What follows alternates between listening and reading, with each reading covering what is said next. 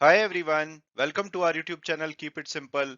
आज के वीडियो में हम बात करेंगे वाइट गुड्स की प्रोडक्शन लिंक्ड इंसेंटिव स्कीम के बारे में, जिसके सेकेंड राउंड्स में 19 फर्म्स ने एप्लीकेशन फाइल करी है और अपना इंटरेस्ट दिखाया है। तो इस टॉपिक को हम इस वीडियो में डिटेल में डिस्कस करेंगे। और आगे बढ़ने से पहले अगर आपने अभी तक चैनल को सब्सक्राइब नहीं किया है तो प्लीज सब्सक्राइब करके हमें मोटिवेट कीजिए।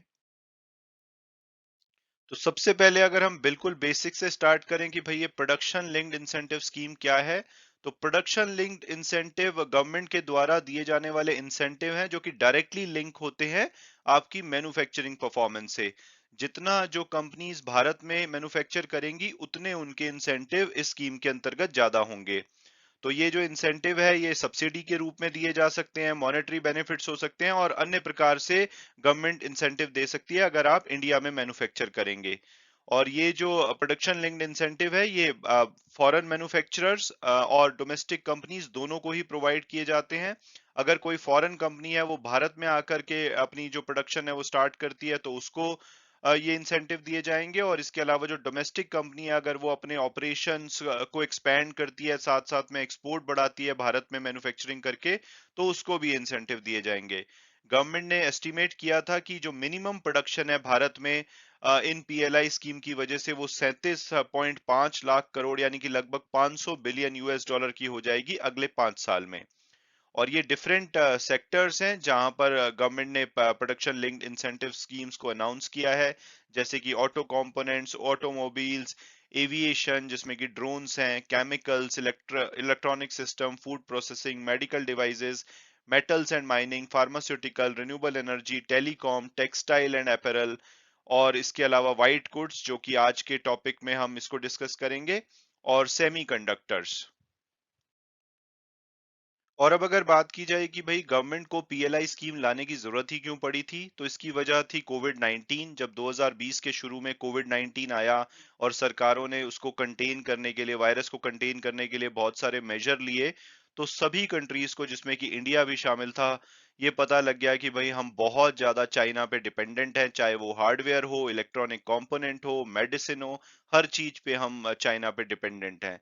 तो इसके बाद इंडिया ने जो पीएलआई स्कीम इंट्रोड्यूस करी, ताकि जो हमारी मेक इन इंडिया है या जो होम प्रोडक्शन है उसको इम्प्रूव किया जा सके, प्रमोट किया जा सके।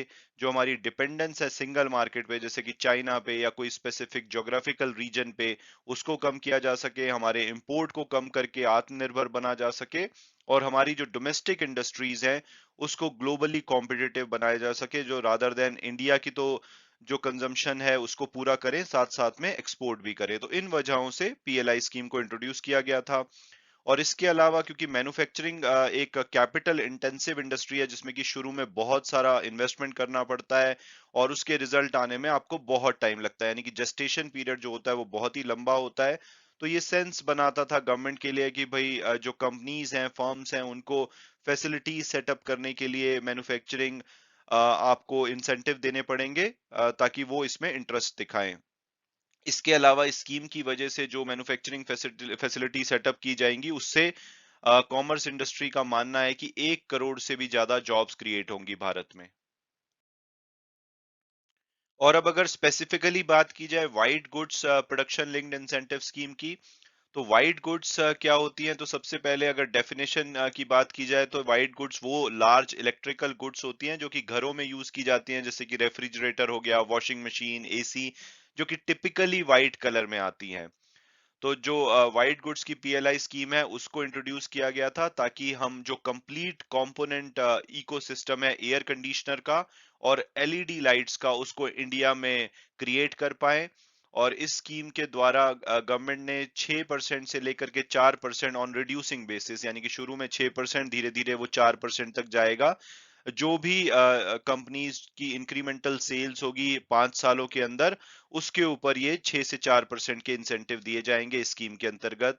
और इससे गवर्नमेंट ने उम्मीद की थी कि जो डोमेस्टिक वैल्यू एडिशन है वो अभी जो 15 से 20% है वो ग्रो होकर के 75 से 80% तक हो जाएगा। और ये इनिशियली जो ये व्हाइट गुड्स की प्रोडक्शन लिंक्ड इंसेंटिव स्कीम है ये 16 अप्रैल 2021 को नोटिफाई की गई थी। और इसमें 6,238 करोड़ रुपए के इंसेंटिव को बताया गया था, अनाउंस किया गया था। और इसकी जो ऑनलाइन एप्लीकेशन है जो फर्स्ट राउंड की, वो 15 जून 2021 से लेकर के 15 सितंबर 2021 के बीच में रिसीव की गई थी। इसमें 52 कंपनीज ने एप्लीकेशन फाइल की थी और जब उनको इवेल्युएट किया गया तो उसमें सरकार ने 42 एप्लीकेशन जिनकी की कमिटेड जो इन्वेस्टमेंट थी 4,614 करोड़ की थी, उनको सेलेक्ट किया था इस पीएलआई स्कीम के बेनिफिशरीज की तरह। और अब अगर बात की जाए इसमें लेटेस्ट डेवलपमेंट की, तो गवर्नमेंट ने मार्च 2022 में जो वाइट गुड्स की पीएलआई स्कीम है उसकी एप्लीकेशन को दोबारा से रीओपन किया था। और उसका रीजन था कि बहुत सारे ऐसी कंपनीज थी, प्लेयर्स थे जो कि इसमें इंटरेस्ट दिखा रहे थे और वो इसमें पार्टिसिपेट करना चाहते थे, तो सरकार ने दोबारा से इसको रीओपन किया था। तो इसमें अब 19 कंपनीज ने अप्लाई किया है, जिसमें कि एलजी इलेक्ट्रॉनिक और विप्रो भी शामिल हैं। इन्होंने प्रपोज किया है, 19 कंपनीज ने मिलकर के 1548 करोड़ रुपए ये इन्वेस्ट करेंगे ताकि इनको प्रोडक्शन लिंक्ड इंसेंटिव स्कीम के अंतर्गत जो बेनिफिट्स हैं वाइट गुड्स की मैन्युफैक्चरिंग के, वो मिल सके। और इसमें बताया गया है कि 8 ऐसे कंपनी है जो कि एसी कंपोनेंट के लिए जिन्होंने अप्लाई किया है और 11 कंपनीज ने एलईडी लाइट्स की मैन्युफैक्चरिंग के लिए अप्लाई किया है। अगले 5 साल में ये जो 19 कंपनीज हैं मिलकर के 26,880 करोड़ के कंपोनेंट जो कि एसी और एलईडी लाइट्स के होंगे उसको इंडिया में मैन्युफैक्चरिंग करेंगे। और इससे जो ओवरऑल डायरेक्ट एम्प्लॉयमेंट जनरेट होगा वो 5,522 एम्प्लॉइज का होगा। और इसमें जिन कंपनीज ने पार्टिसिपेट किया है उसमें एलजी इलेक्ट्रॉनिक है, मित्सुबिशी इलेक्ट्रिक है, Adani copper tubes, Jindal poly films, Crompton Greaves, Wipro, जीको एयरकॉन, स्टेरियन इंडिया, स्वामीनाथन एंटरप्राइजेज, ये कुछ कंपनीज हैं जो कि इन 19 कंपनीज में शामिल है जिन्होंने की एप्लीकेशन फाइल करी है ताकि वो एयर कंडीशनर और एलईडी लाइट्स की मैन्युफैक्चरिंग कर पाए स्कीम के अंतर्गत। और जो एप्लीकेशन फाइल की गई है वो उन कंपोनेंट की है जो कि आज की डेट में भारत में सफिशिएंट कैपेसिटी में मैन्युफैक्चर नहीं किए जाते।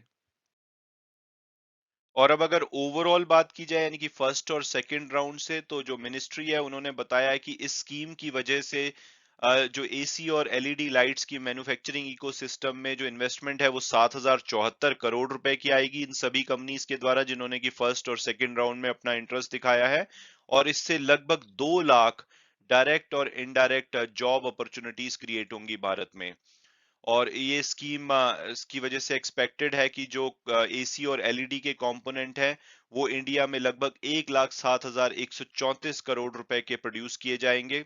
और अगर एयर कंडीशनर की बात की जाए तो कंपनीज जो हैं वो copper tubing, compressors, control assemblies for IDU और ODU, heat exchangers, BLDC motor, ये कुछ कंपोनेंट हैं जो कि मैन्युफैक्चर करेंगे। और एलईडी लाइट्स की बात की जाए तो LED chip packaging, LED driver, LED engine, LED light management system, metallised films for capacitors, ये सभी मैन्युफैक्चर किए जाएंगे भारत में इन स्कीम्स के अंतर्गत।